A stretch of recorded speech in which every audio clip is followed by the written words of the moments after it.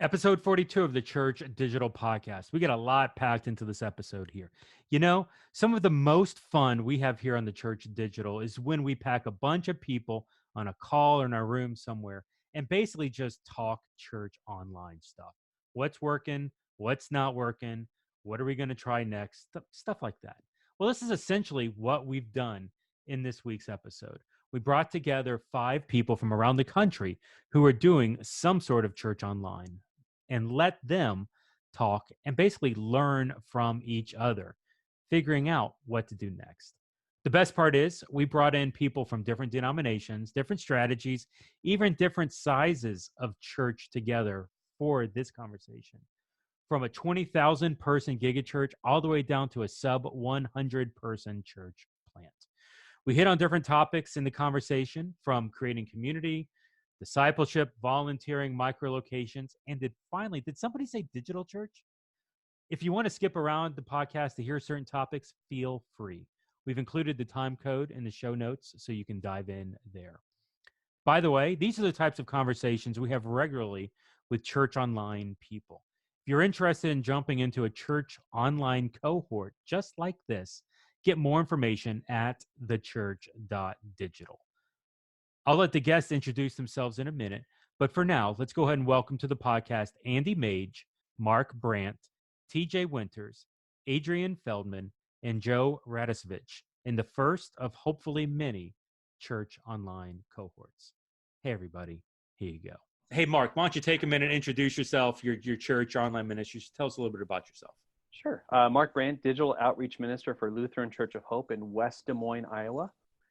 We're a church of around 20,000 plus members, 6 campuses, 5 microsites, about 12,000 annual worship or average worship. And we started streaming about 5 years ago, which is about the time that I came on board with our online ministry. And my real heart has been to start and get people connected that can't or don't live near one of our current campuses. So the idea of those microsites is really where my heart beats, is just connecting people to the larger church story. That's awesome. So Mark's up in Iowa at a arguably gigachurch up at that level.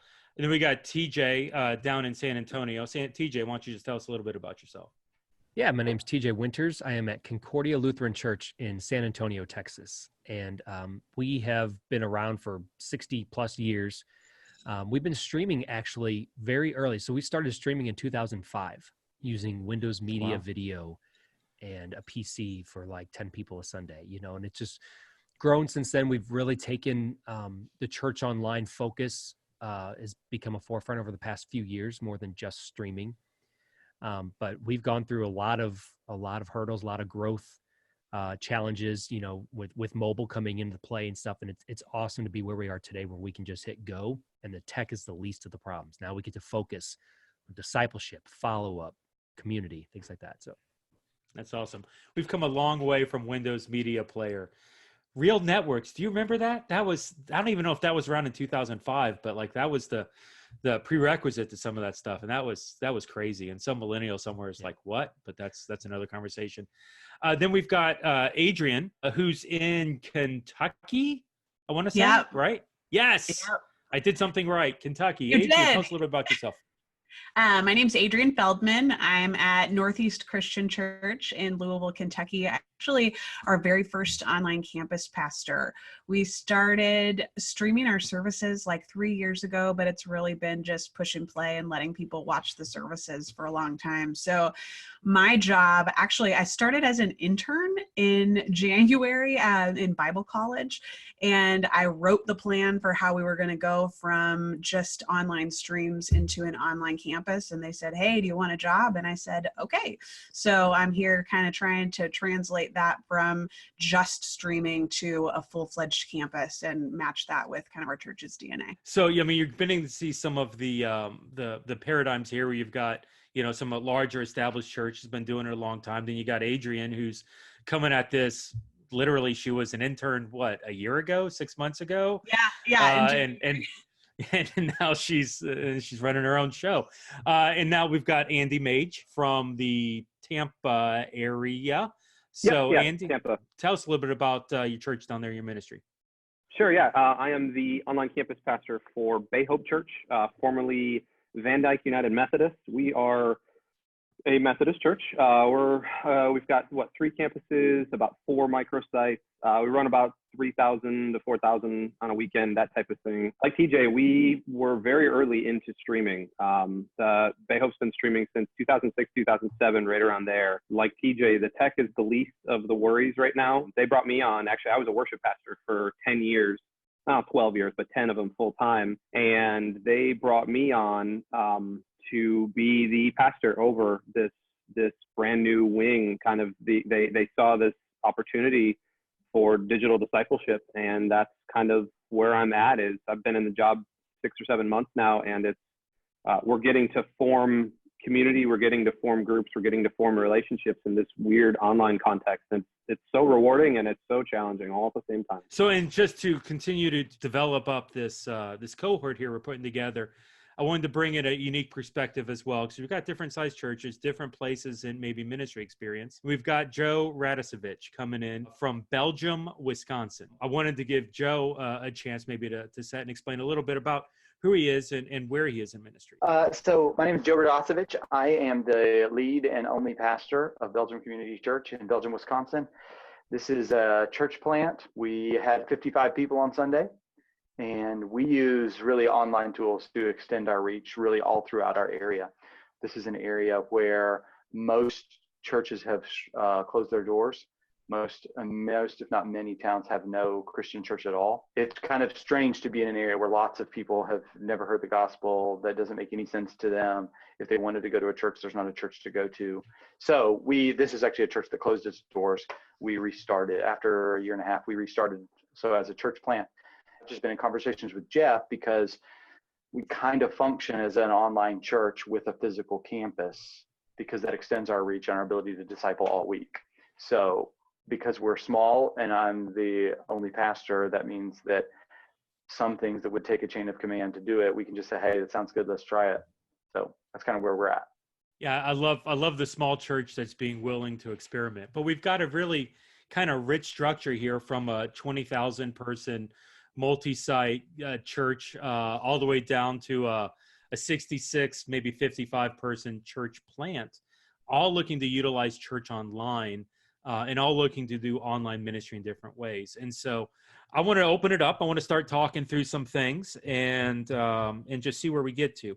So there were 5 topics that we hit on that all of you said, hey, these are the goals. And as I started to group them together, there were 5 kind of key topics that came up from it.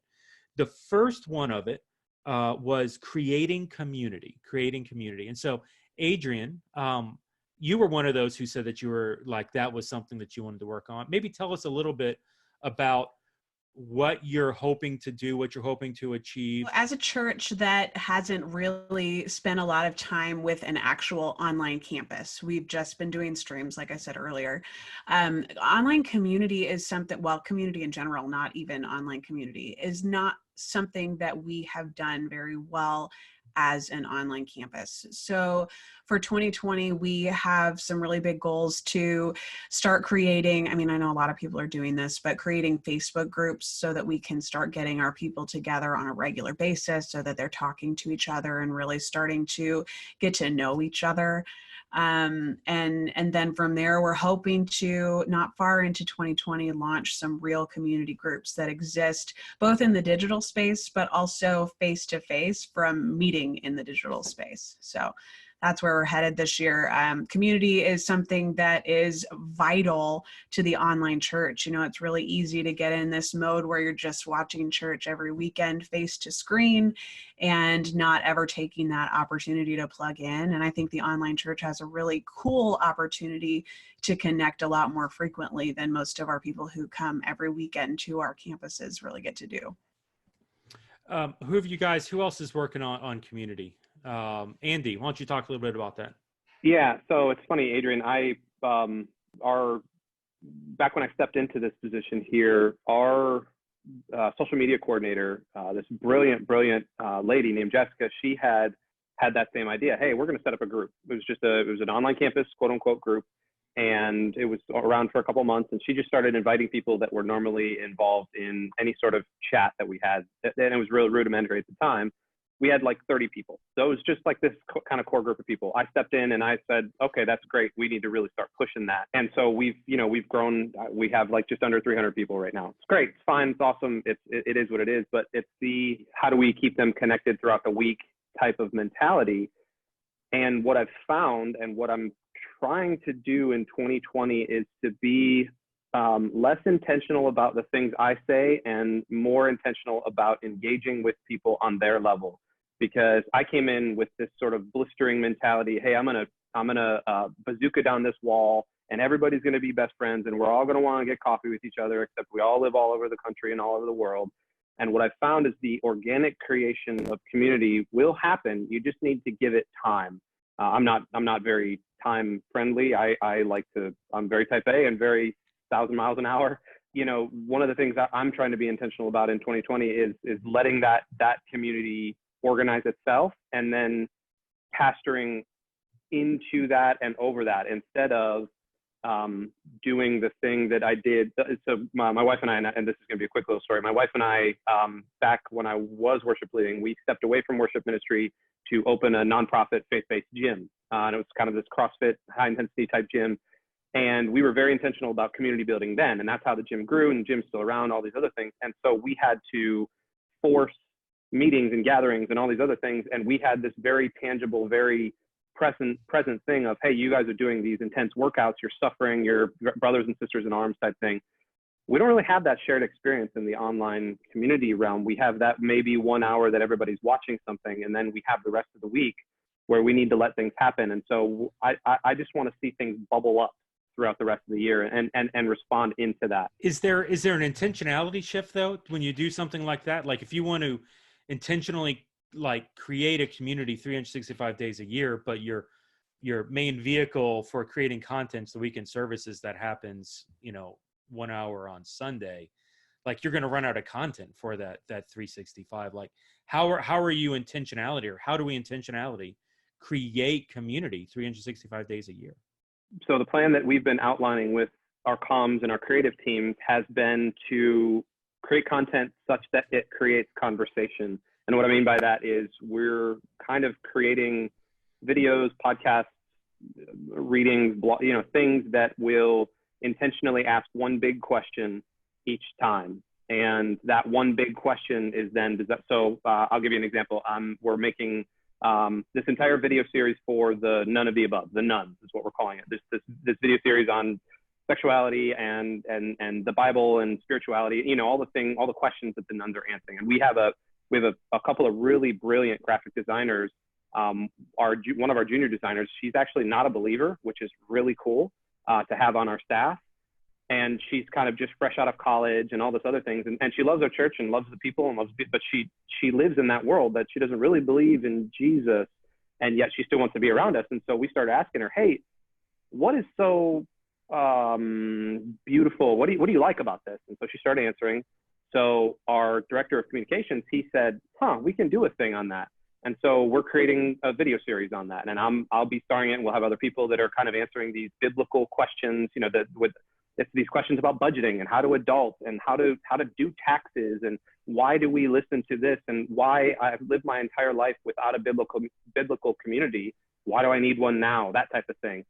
3 to 5 minute videos with one big question attached to it, designed to create engagement. So Jeff, I think you're right in saying there is an intentionality there, but I don't necessarily want to try to force an answer. Joe, you were one that I think was looking for a community as well, but in a small church, does that look different than what they're describing? Like what's the community needs that you guys are hoping to achieve there at Belgium? So one of the differences between us and some of you guys is several of you guys, if not all of you guys, are online campus pastors.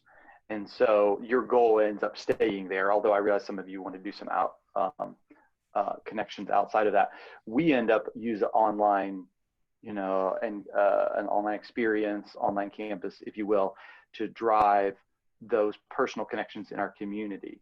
So with So the purpose for us to connect people is for discipleship throughout the week. The next step for us, which has been to kind of create an online presence, if you will, an online brand for our community so that people can connect with us at any time, is not just connect people with us, but the online community element is, can we actually create a community where people minister to each other online? We're really exploring what is the whole purpose of community groups, small groups, those kind of things. And it's relevant to this because oftentimes churches, at least in my experience at large and small churches, has been, we create community groups to serve the church. Our church can grow bigger if people have the community connection in a small group. And so they'll grow as a disciple and our church can grow bigger. The description somebody gave is of a toilet bowl where the swirl is basically to try and get everything to the middle. And that's often how we end up using small groups. Is to serve the church, when the real purpose for any kind of group that we have is how do we actually send them out better. And so that's kind of in my mind as I think through, we want to connect people to each other, but not just so our church can get bigger or so that we can, just reach more people, although those are actually fine goals and fine reasons. But ultimately, can we equip them to be better disciples by connecting them to each other? And so we're actually sending them out rather than drawing them in. And Joe, I understand exactly what you're saying. And I think the goal, we talk about engagement, we talk about these things in perhaps the online campus, quote unquote, space, but that looks very much like exactly what you're talking about. That looks very much like engagement, not for just time wasting sake and not just for, hey, we got another cool video's sake, but really delving into the discipleship aspect. So, make the be one, make one type mentality that I think we all need to have. Our online campuses everywhere, yours included, because you have an online presence, you can technically call it whatever you want, but the online space is such that we have an enormous, quick, rapid response way of discipleship. And I think that's so beautiful, not just for a large church and not just for a small church, but for churches everywhere. And that should be the challenge for church online in general. The word church online, and we've talked about this before, it's lost its meaning. The majority of churches that are out there that are doing anything in an online community are just broadcasting or just doing that one-way communication. Billy Graham did that in the 90s. He preached one message. 1 billion people heard it as it was bounced off of 34 satellites around the globe. Online gives us that two-way communication. Joe, I love what you said about connecting people to people. That's where the technology is now. Well, let me ask a question before we shift off of community, because I want to hone in here. Are you guys looking at Facebook as the main community? Are you looking to as the platform for community? Are you looking to create communities in other areas? I'm just curious, like the nuts and bolts of, okay, so we said we want to create a community. We want to focus on this. How are you actually doing it? We are starting on Facebook. I like to see Facebook as a digital church lobby, if you will. We've got all these people who are tuning into a service. They never get a chance to walk into a service and have communication with other people. So we're looking at Facebook as that place where people are going to mingle and people are going to chat and all of those kinds of things. But our end goal is to push people into those face-to-face groups that are going to be away from the internet, or if they're going to be participating in any sort of community group that's happening online, it's going to happen a lot like this in a Zoom call or with other types of messaging technology that's going to get them in a little bit more face-to-face, a Google Hangout or whatever that's going to look like. So I don't see Facebook as the, the be-all, end-all, the solution that's going to solve all those community problems, but I think it makes a really great living room for people to start having communication with each other. In the church lobby, like in the physical locations, you get to observe how other people act and decide who you're going to walk up to and talk to. You can do that on Facebook pretty well. You get to start to see who people are before you make that decision to step into a call with them. So I like the idea of using both of them because you get these opportunities to observe people from a distance before you really engage. And I think that's important for people, especially our online campus people who sometimes need a minute to observe before they walk in. A lot of people use online for that anyway. Well, I'll tag on the end of that as well. We're Facebook, yes. We're also leaning heavily into YouTube in 2020. We're finding a lot of the demographic around us, the younger demographic, they're shying away from Facebook for very righteous, very well-known reasons. The Facebook thing is kind of one side. The YouTube side, the YouTube kind of group, there is no YouTube group building tool. And so ideally we're funneling everybody, just like you said, Adrian, into Zoom calls, into discipleship groups, and into small groups like we are in right now. But YouTube is very funny. It's very powerful, and yet at the same time, it's very expensive. And that's the unfortunate part right now. It's expensive because you're paying for a lot of ads and things like that on YouTube to Yeah, get the traction. So without a group building tool, Facebook groups is very powerful, and you can do a lot of stuff with it. And we're doing things like that, announcements and notes and discussion groups and things like that within a localized group that is branching off of your main Facebook page. YouTube doesn't have that, and the only way that you lately get any visibility is to throw ad dollars at it. We've been running an experiment with our worship side of the entire church, throwing some ad dollars at it and watching the subscriber numbers go skyrocketing, just with not meager amounts of money, but enough money to where you get clicks and get subscribers and things like that. Now we're going to try to transfer that to our actual main YouTube page. But again, the group dynamic is not there. So we need somebody that can speak into chat and draw them somewhere else.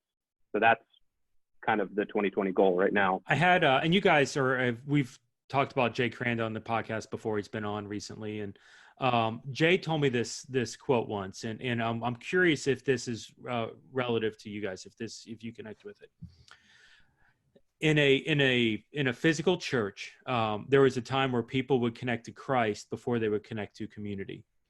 In virtual church and church online, it's easier for people to connect to community before they connect to Christ. I'm just curious, like that was Jay's take. I've seen it go pro and con within your own church and ministries. Do you think that relates? Do you see that? What's been your experience? It's interesting that people are longing for something deeper. I think that's the bottom line, even in what you ask. I get a sense that when we look at who's connecting to us online from around the country, there's a reason for why they're choosing to connect with us, even from thousands of miles away, versus finding something that might be more in their backyard. And I'm trying to discover what that is, because if I can find out what that is, I think then we can best speak into maybe where they're at in life and connect them to a larger story. What we're really wrestling with is, how can we create a sense of community that is both authentic, if it's going to remain online, or opens the door to the possibility of in-person, so that they could find a connection in real time where they're at. I love the fact that I've got this couple that just joined our church from Redding, California. There are no other Hope folks in Redding, California, and so if they're going to be in a small group, that's going to happen one of two ways. In an online group, which will work great for a time, but I think even online groups have a short shelf life in the sense that eventually you're going to want to connect to people that you can have over to your house and sit on a couch with you. And so that's, in essence, I think, Joe, to kind of something you were saying, we're trying to actually use online to get smaller. As a large church, we want to use online to help people connect smaller. Because, otherwise we're just a big church, and there's a lot of big churches, and being big isn't all it's cracked up to be if you're not connected to somebody intentionally in relationship where you can grow. For the folks that we have watching, that we've seen, a lot of them are coming for the word. They want to hear the word. We skew more traditional in general. We're a more traditional church, from a liturgical standpoint, at least our practices. So a lot of those folks, they seem to be less engaged in online chat. They seem less engaged in the comments. They want to hear the word. They want to connect. Now, they will connect with somebody maybe after the service, email, they'll reach out, things like that. But in general, a lot of the people, they want to hear the word. They want to hear the gospel. That's why they're there. They want to grow in their faith. And they do grow in their faith by hearing that way if they don't have an opportunity to go anywhere else. But I haven't seen as much community for a lot of those folks. It's the word first. TJ, sorry to jump in here. Are those, we're kind of wrestling with that same thing right there. Are those folks that are not engaging in chat? And I think chat metrics are kind of a push comes to shove type measurement.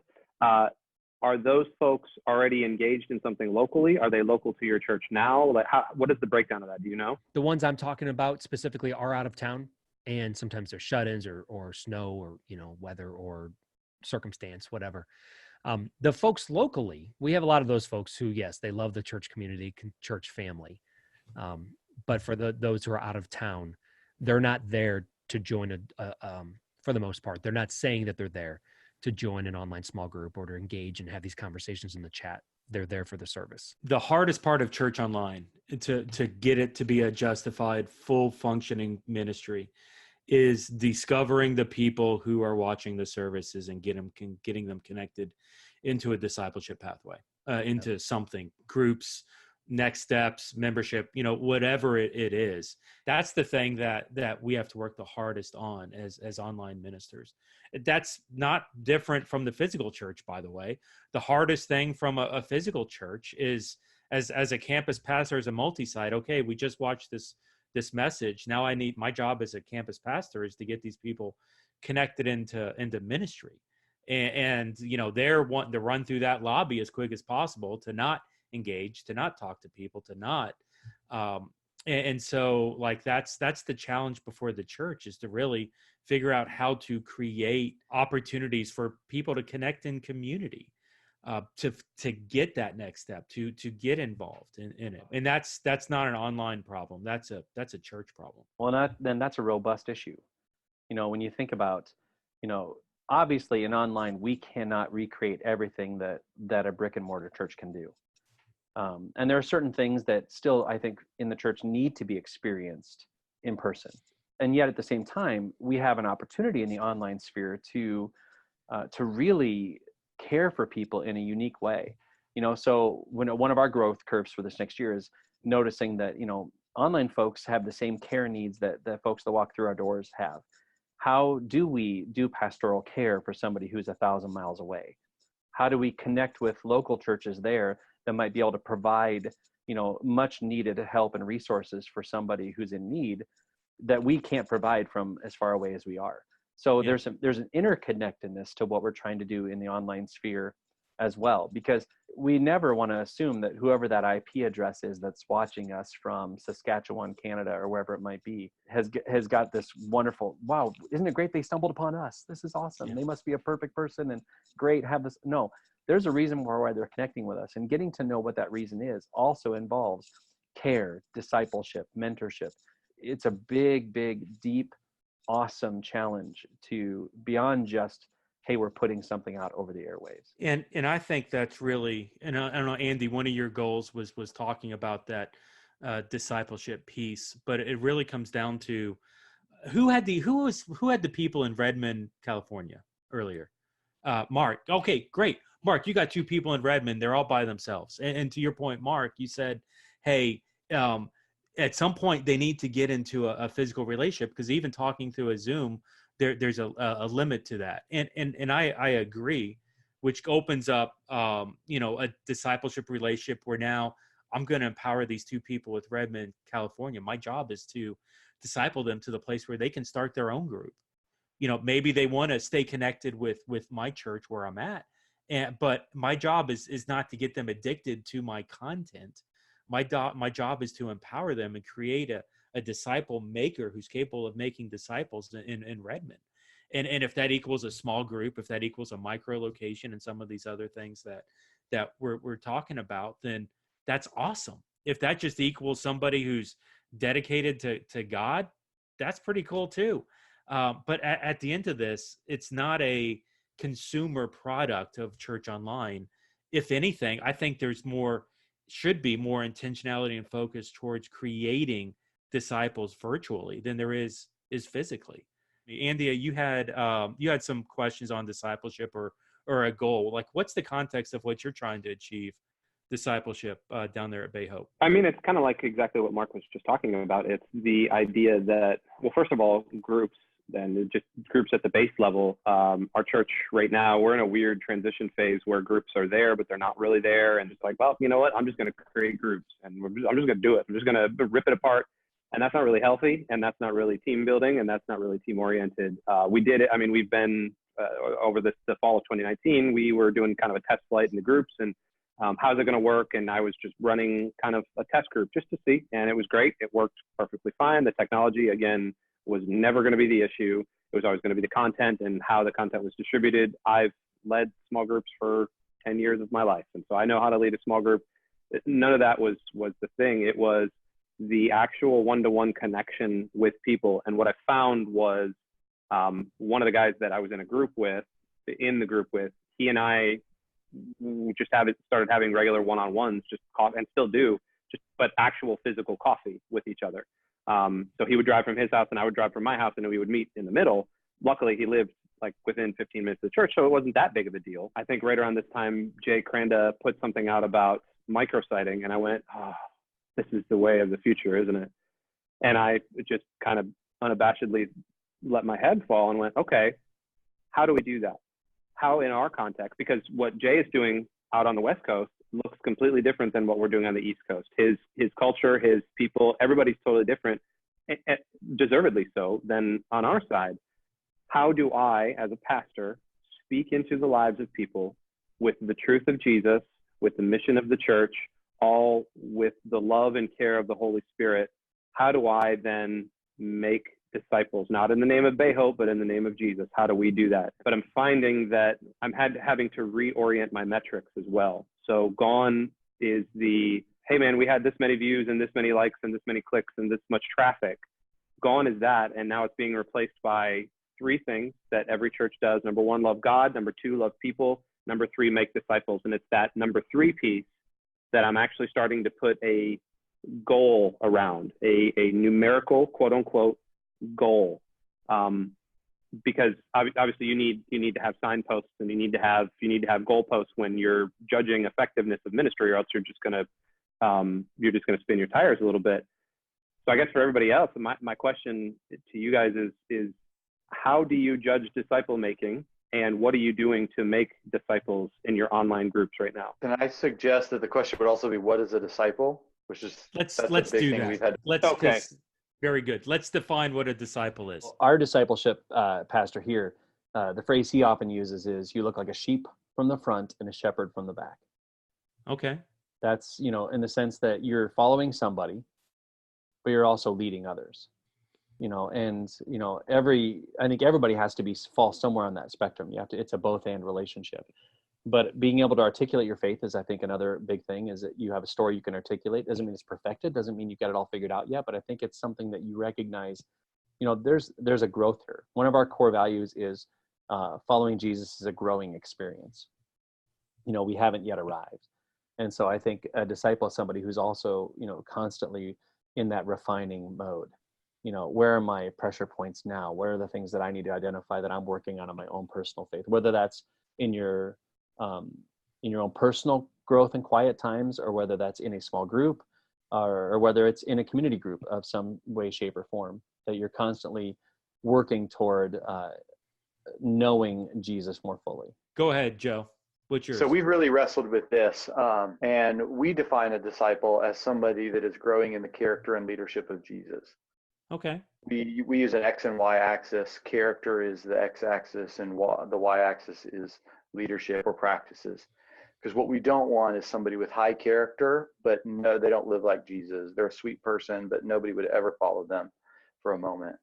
But we also don't want somebody that has all the leadership of Jesus, but not the character, because they can do great damage. And so we invite people specifically to grow in the character and leadership, or the character and practices of Jesus. And we find that helps people crystallize, okay, I know that there's character I need to grow in. I know that there's leadership or practices I need to grow in. And so then that helps us train them to help others do the same thing. So anyway, that's how we define it. Whether it's a bad mullet, like a sheep in the front and a shepherd in the back, or more of the character and leadership of it, there's a couple metrics there to look at. What's interesting is, I don't know that 1 hour on Sunday does a really good job of creating that type of person, which unfortunately the butts and seats metric is probably the most valued metric within a church. So what's your attendance on Sunday, whether you're being successful or whether you're not successful, is gauged strictly, at least in churches that I've worked with, is gauged very strongly on that attendance on Sunday. Do you guys relate to that? Maybe like what are some other metrics that move you away from that 1 hour on Sunday that really start to move towards measuring maybe a more holistic view, a 168-hour-a-week view of whether your church is successful or not? It's just nickels and noses, right? We got to get away from that. I mean, I know, but I mean that's the reality of it. Let's count the people. Let's count the money, and then we get stuck because our church. There's so much more to the church than 1 hour on Sunday. At least I hope there is. If we're truly out there going and making disciples per Matthew 28, we got to do something more than that 1 hour. So, and actually, Brady, what's the guy's name? Shearer, yeah. Man, he wrote a great article on this. It's on Pro Church Tools. We'll include a link on the in the show notes. But for what he said there, and he was talking about how we shouldn't be measuring we should be measuring 1 hour a week. We should be measuring 168. And really what it comes down to is that to effectively measure the 168, you don't count the people who are attending the service on Sunday. You really count like that next step, the thing that's after the 1 hour on Sunday, because your effectiveness in creating disciples is hopefully your church has a plan for it. It's just you need to measure that next step of getting people on that pathway for it, because the discipleship isn't happening on Sunday. Most churches, are of the size, and especially the ones that are talking here, Joe aside, like you're not going to get the intimacy, the one-on-one conversations, the relational equity out of a gigachurch or a megachurch service. There's pros to that. There's things that you can do in a megachurch service that you can't do in a small, but there's a lot of things you can do in a small that you can't do in a big. Mark, I think you were the one that said you wanted church online to be the effort to make things smaller instead of big. That was a great line as well. What is your all's discipleship, maybe just even for your physical church? What does your discipleship process look like? Like, what's the goal after the physical church service? What's next? We always encourage people. We want them growing in their faith. So we want them attending more than just Sunday morning. We want them to go to a Bible class, and whether that is in person or on podcasts, we recommend people do that. We also recommend and ask them to go to a retreat. We have annual men's, women's, and youth retreats to grow closer with others and to grow closer in their faith with God and just kind of have a reset. And then we also encourage people to be in small groups, and that's that community connection and to serve. We have a lot of serving opportunities. So we don't have a specific step one is always this. It's encouraging wherever you are in your walk or wherever you feel called to at that moment. We try to provide as many opportunities as we can to do all of that.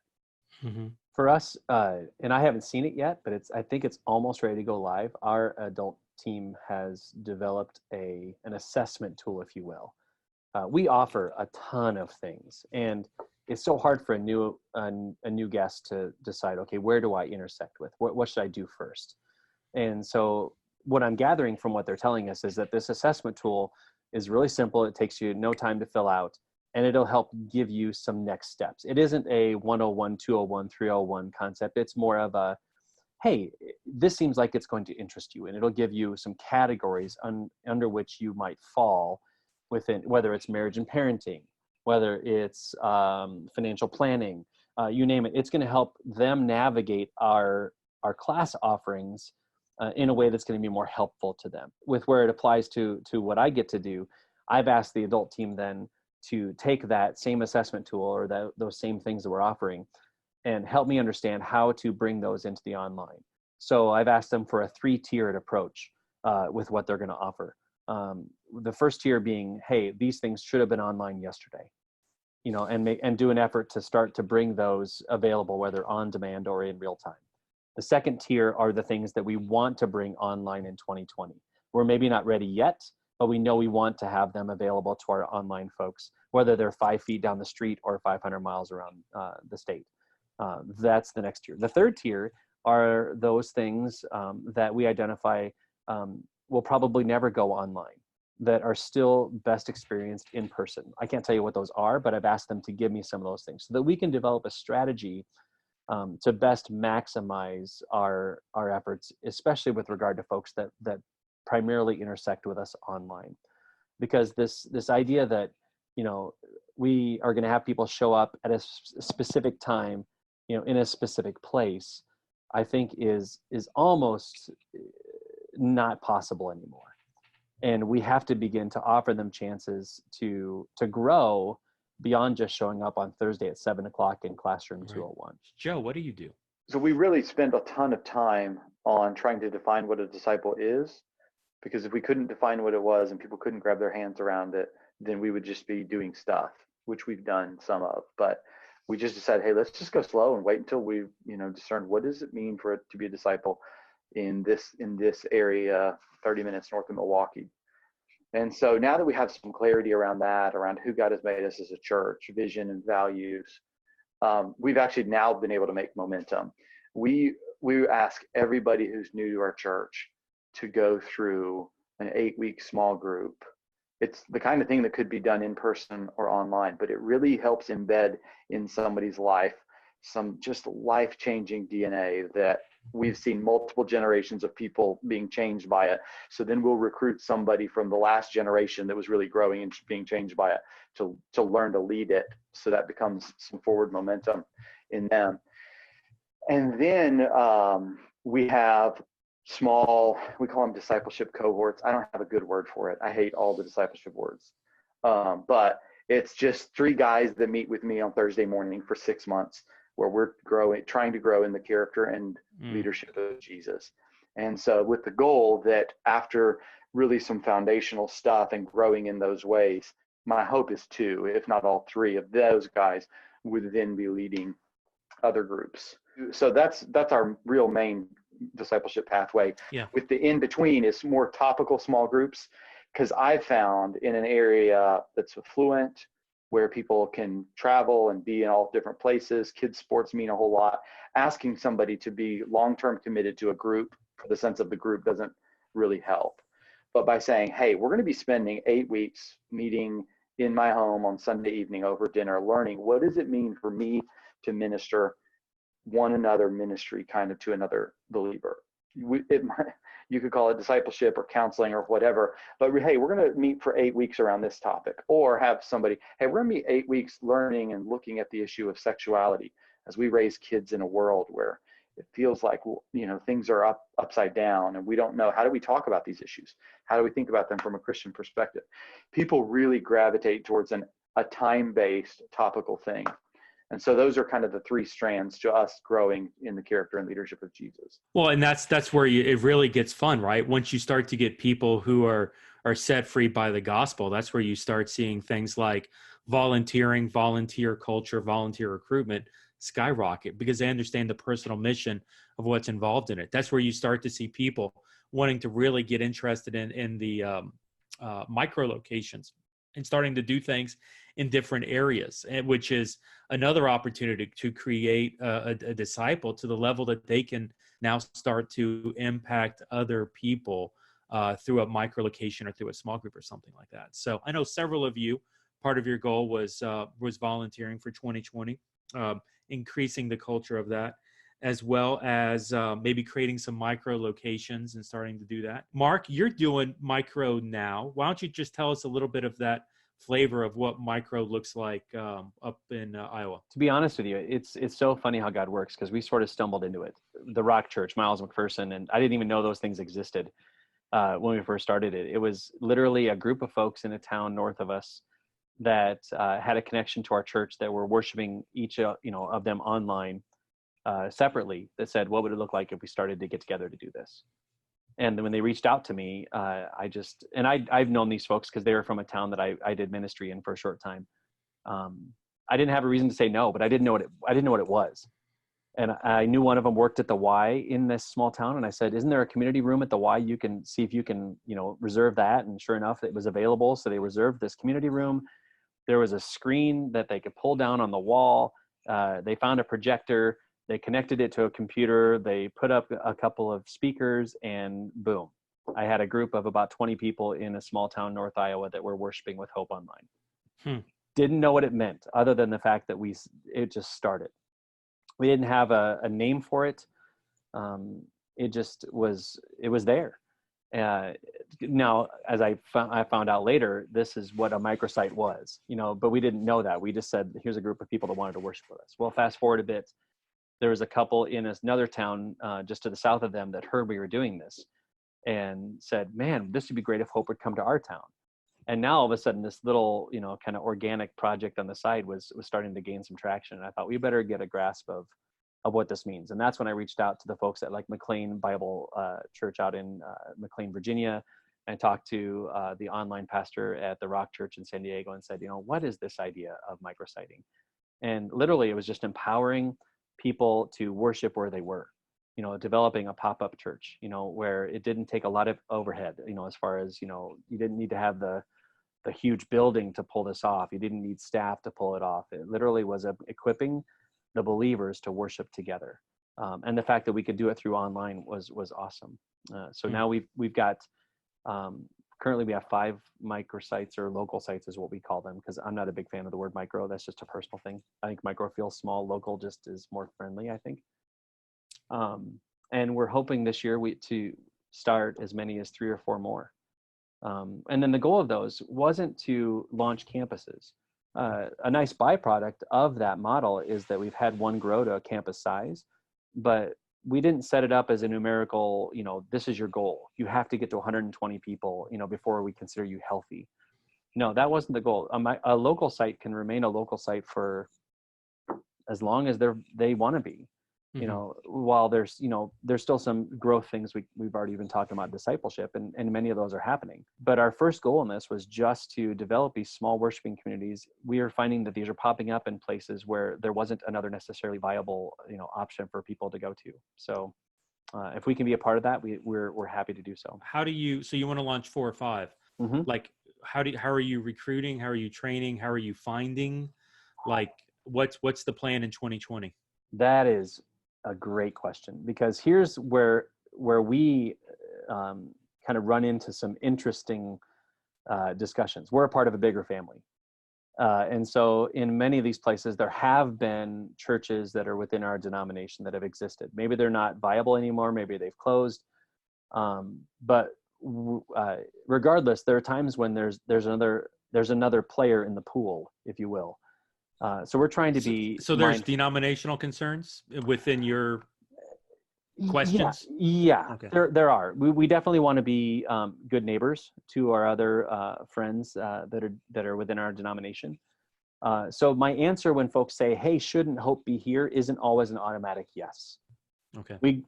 And in fact, the first delineator is we don't launch a site anywhere where we're not first invited, where there isn't somewhat of a Hope connection. It's not like I look at a map and point at it and go, man, let's go there. It starts by somebody reaching out to us. In fact, I'll just speak really quickly about the one that's kind of on the edge right now. There's a town that's about 45 minutes to the north and west of us. And there's a couple that's been driving in. She's, the wife is one of our small group leaders in our junior high confirmation ministry. And they've identified that, hey, there's a bunch of families out in this town that call Hope their church home, and there isn't a Lutheran church in our town right now. Could Hope be a possibility? And my first thought was, gosh, this would be great. Let's talk about that some more. She and I met with her husband, and they went out and they recruited 6 other families that have said, hey, we would love for this to happen. And so the next step for us is to get that group together and to start to build into them as a launch team. What does this mean? Essentially, yeah, you're watching the service online, but part of doing that location, I hesitate to use microsite now because you don't like the word. I'm kidding. You can, but it's fine. But part of that microsite is that these people are now at some level spiritually responsible. Like they're shepherding the people that are there. Like I know people who do micro that would call these volunteers campus pastors. Like they have that level of responsibility. You as a volunteer are now a campus pastor for the 20, 30, 40 people that are at this location. So and I meet with those high level leaders once or twice a month, just to make sure, my role for them is to make sure we're staying on the train tracks, because there is a responsibility there. We want to be faithful to this. And that's where, the Hope DNA is the phrase we use a lot. We infuse the Hope DNA across that channel, so that if somebody shows up to our local site in Forest City, Iowa, they'll get who we are. hopefully within that first, blush, they'll know a bit about who we are as a church, from the way that these volunteers, go back to that character thing that Joe was talking about, through the way that they are. They're not perfect, but we want them to understand that they represent a bigger story than just themselves. And so we spend a lot of time pouring into those folks to make sure that we have the right folks in leadership. I know, Adrian, I know you were one that also said you're doing micro, right? You're considering starting this. This would be your first, right? Yeah, this would be our first. We have the full support of our elder team behind doing the microsite thing. They're really, really Wow. psyched about it because they want us to start going down this micro path as like our path toward multi-sites, but in a little bit of an unconventional way. They're kind of disenchanted with the way that multi-sites are usually planted by kind of following the money and the people that we have already. We can really put all of our resources behind planting a multi-site in this place or this place, And so what they love about microsites is that we can plant with, $60, right? Like a Chromebook and a TV that somebody already has. It's something that is a little bit easier to do.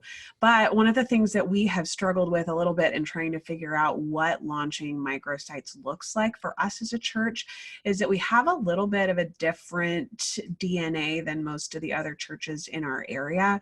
We're really super outreach focused. We're in Louisville, Kentucky. We've been calling ourselves the Love the Ville Church, and we've got some really successful outreach efforts. We maybe have poured even a little too much into outreach over the last 5 years or so. And so we're trying to kind of pull that back and pair outreach with a little bit more intentional discipleship. And so it's been my job to figure out what it looks like to marry our really, really awesome outreach program with planting microsites. And so our big dream is to, and this is, I don't know if it's going to work. We're crossing our fingers and praying a lot, but our big dream is to launch our first microsite actually in a children's hospital here in town. We know that there are a lot of people who are there in the hospital who basically live there. You've got people who are waiting for organ transplants or who are living for months on end doing chemo or things like that. And there are parents of these kids who just don't want to leave the hospital, can't leave the hospital, never get to go and do church or be a part of a church community anywhere in any way, shape, or form. And so by bringing church to them, we're going to give them an opportunity to start building community around something that is more positive than the medical kind of catastrophes that they're facing on a daily basis. So our hope is that we can deploy some of our high-level leaders, some of our really strong volunteers to go into the hospital and bring a hot meal and create a venue where people can experience both a church service, which we think is important to bring to them, the weekend service experience, but also community and also love and also outreach and all of those things married in one place. So that's our big first, Q1, Q2, 2020, trying to get that off the ground. But that's our dream for microsites for 2020 is to marry outreach and the microsite into one kind of really holistic ministry space. Yeah, that's taking some cues there. It sounds like from Tyler Sampson up at First Capital Christian, their Church Anywhere program, where they're doing that. They're doing their micro locations, not in hotels or like ballrooms or things like that. Not that it's wrong, but they're being much more aggressive towards going to where people are in rehab centers and in orphanages and after school centers and prisons. Like it's amazing what happens when you start to take that environment of church, move it outside of the building and get it more engaged to where people are. Like there's a model of this from a multi-site perspective, which is the win. And I've worked with multi-site churches and I've launched a ton of campuses and it's awesome. I love the model of multi-site because it puts the power of a church in the community. And you've got pastors that are running at the campus pastors and they're doing their thing. I love the micro model more. Sorry to use the word micro, Mark, but we'll figure out a better term. I love the micro model more because I think it literally gives the power to the person. The ability for that church to be successful. The hero of that micro story is not a campus pastor. It's not a paid worship leader. It's not even a staff person. It is a disciple who is passionate about reaching an area, whether that's a neighborhood area or whether that's an after school center or a children's hospital, which is a phenomenal idea. Like, I'm going to go Thank you. take that to somebody. Hey, we need to, well, there's literally this hospital right over here, a children's hospital. We need to get in there. Let's figure out how to do it. So if you're in Miami, don't steal that idea. It's mine. Everybody else can help. Let's talk about volunteering a little bit briefly here, because that part of that discipleship process is volunteering. And Joe, I know you are as a startup, like you are as a church plant, I should say, you're very limited on resources. And so you're leaning a lot on volunteers. We've had this conversation in the past too. So just share a little bit maybe about how you're utilizing the volunteers. This sounds kind of ridiculous as a pastor, but I have to work hard to pray for volunteers because it can be easy to jump into strategies. And the best volunteers that we've got, we prayed for them hard because we didn't have them. But so one of the things one, we just pray hard for them. And then we kind of do two things. One, we just tap people on the shoulder and say, hey, will you experiment with this and help us out in this area for a little while? You don't have to do it forever if you hate it, but then the thing that really makes a difference is leading with vision and the possibility of what can happen, because then people will give extra time, they will give extra effort. They will fall all over themselves to be a part of what we're doing because we don't have the budget to pay people to be involved in these things. I think that's kind of some of what Mark's seeing, people that are excited about it in a small town where they're like, if this isn't here, there's not a viable church for people to go to. And so in our case, by leading with vision, our people, and it always surprises me because I'm not a type A personality, but when I lead with vision, then people think that I am a type A personality. And so they get excited and just about jump across the table and say, I want to be a part of this. I want to use my gifts 167 hours a week to be a part of this. And so then we end up with people that are really excited and oftentimes people using their gifts paired to a passion. So that's what we've ended up doing. And I want to do more of. How many of you have volunteers who live in different cities, states, countries, who are not even within the city where you are? Andy, why don't you talk a little bit about that? We're just now kind of getting the team up off the floor after, 6 months of being here, 7 months of being here, whatever it's been. I feel like I'm just now getting my feet under the desk and just now know where the other side of the building is. In terms of volunteers, we have obviously a couple locals, a couple people that I'm personally able to meet with, but we also have a couple people that one of them's out in New Mexico-ish, that area. And we have a couple that are, far enough away to where I can drive within 2 hours, but that's not local. It's interesting. Those volunteers I've been able to glean have not been, Joe was very much saying we kind of have to will ourselves to pray for volunteers. I'm very much the same way. I think we all are, to where those two in particular, one of them, the one who lives within an hour and a half of here, she is disabled. She literally can't leave the house type thing, has tubes, she gets fed from a feeding tube. It's that, and it's a very tragic story.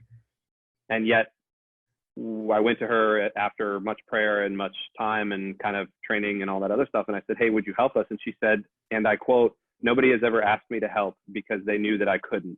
And it was like this earth-shattering moment 2 months into me being in the position that was like, oh, we really are doing something way different.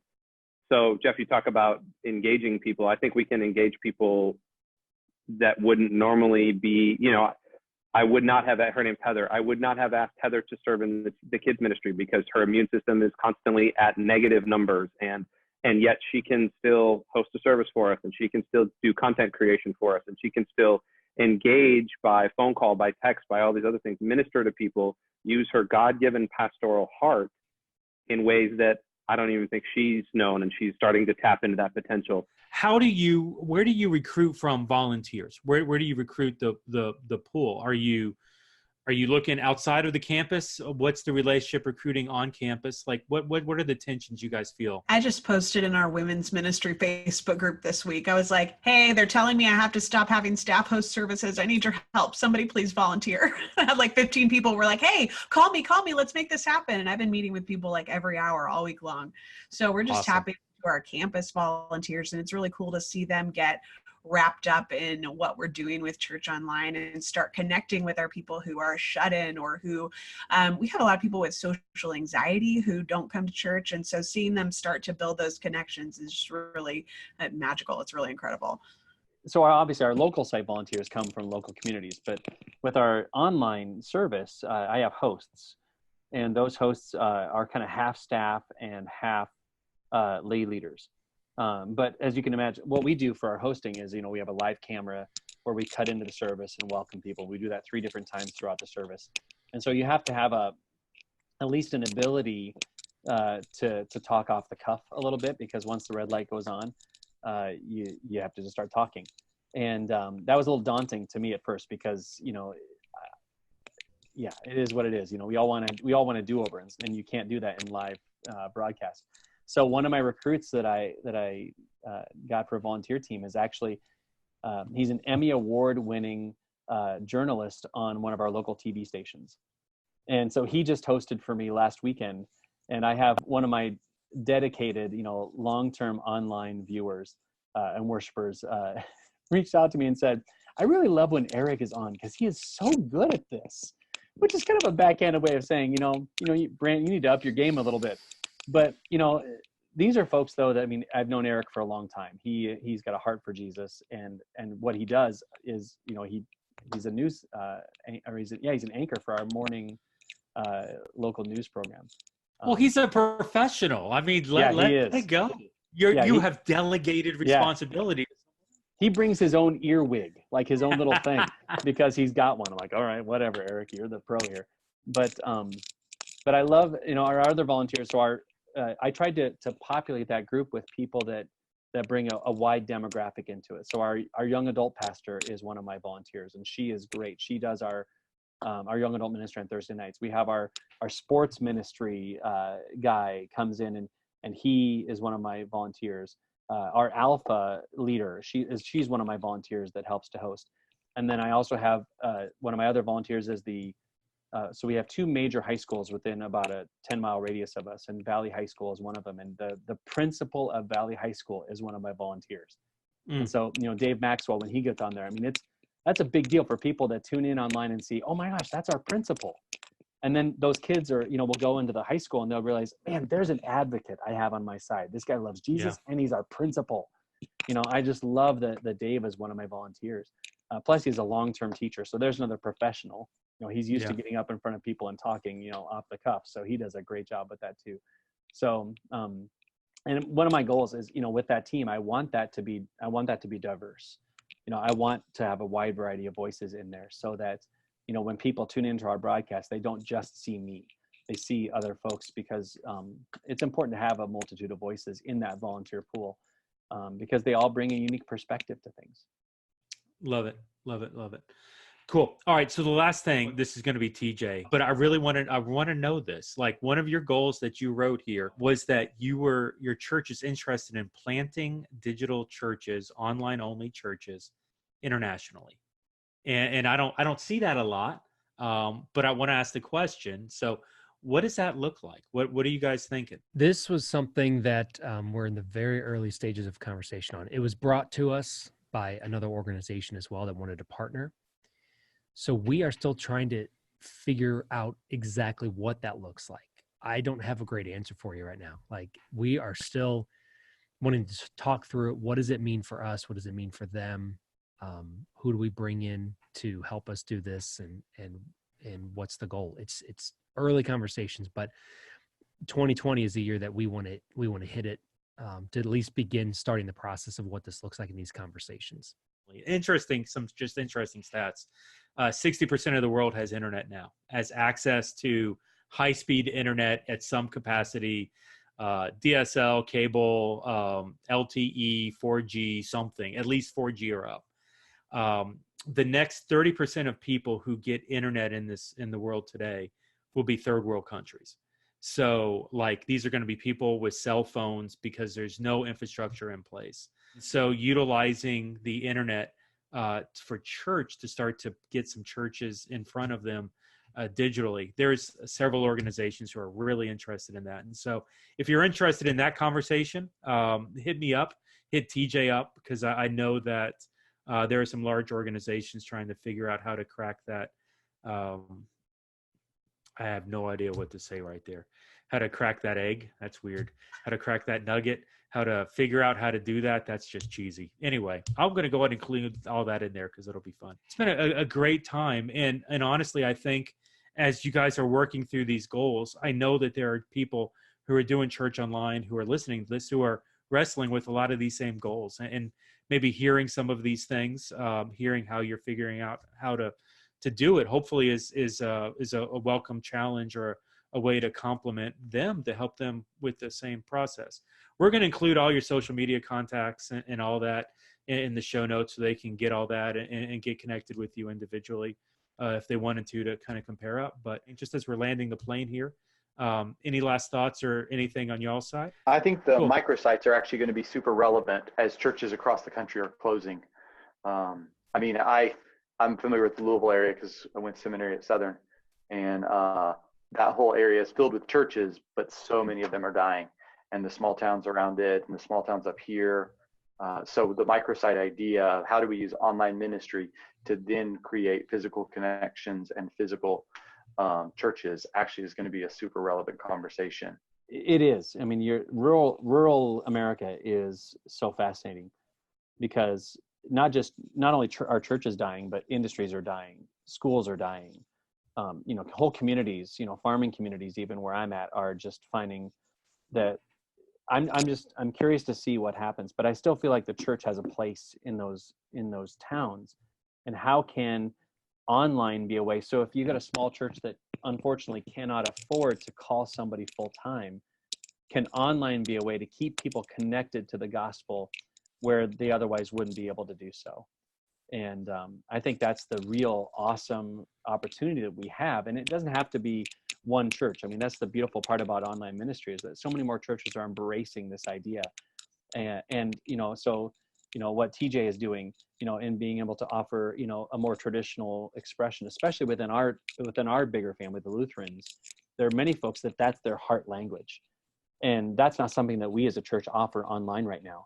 And so in places where that matters, here's a church that can do that, and that can be huge, as we help these remnants, that are still very viable, continue to be the church, because it breaks my heart to think that the opposite would be true, that we're going to have towns like what Joe was talking about around the country that just don't have a place where people can worship. Because they can connect to a church online, but at the end of the day, they need to have community too. And that community is best expressed locally. And if we can help that thrive, and that is what my heart is for. Yeah. In 10 years, I don't think we use the phrase church online anymore. I think it's church. And the vehicle of church for delivery, I think you're going to see the microsite be very popular. Whether it's, the video being streamed via church online methods like today, or whether it's just very small churches that are now at a much smaller number because persecution, because of tax changes, because of a number of different reasons. Bigger churches are going to get bigger. Smaller churches will continue to get smaller. That kind of mid-range church I think is going to struggle to survive. And I think they're going to go to more of this multi-site, but even the microsite model, in order to stay functioning, in order for impact. By the way, and that's, I don't want to die on this right now, but that's actually more of a biblical model anyway. And so we can probably have a side podcast about that. We already have. You can go back and listen to some of them along the way. But yeah, I'm very excited about what micro can do in the future, and what I believe it will do in the future. And some of you guys now, Mark, Adrian, you guys are paving the way for that. The one thing, anytime I ever talk to anybody who's doing micro sites, and I've talked to dozens of people, they all start the conversation with, what we're doing now, we may not do in 3 months, but we're just figuring it out. Like if nothing else, that one idea has become so experimental in the church today, because everyone's seeing that there's a need, there's a possibility, something organically is happening, and we're trying to figure out if God's calling us to capitalize on it and actually utilize it and start to build more. So we're going to experiment with some things and see. Jay Crandall, just had him on a couple episodes ago. He's on version number 3 of his experiment. He's actually tried one thing, it didn't work. He tried the second thing, it worked really well, but it wasn't scalable. So he tried number 3 out of Saddleback. So yeah, there's going to be something here. There's a model here that I think is going to affect the church of the future. We just have to be diligent to try to figure out how it works today. So. Well, guys, this has been great. I'm looking forward to doing this again. But we're going to wrap for Mark, for Adrian, for TJ, for Joe, for Andy. This is Jeff with the Church Digital. Thanks for joining in this podcast, and we'll see you next time. Y'all have a good day.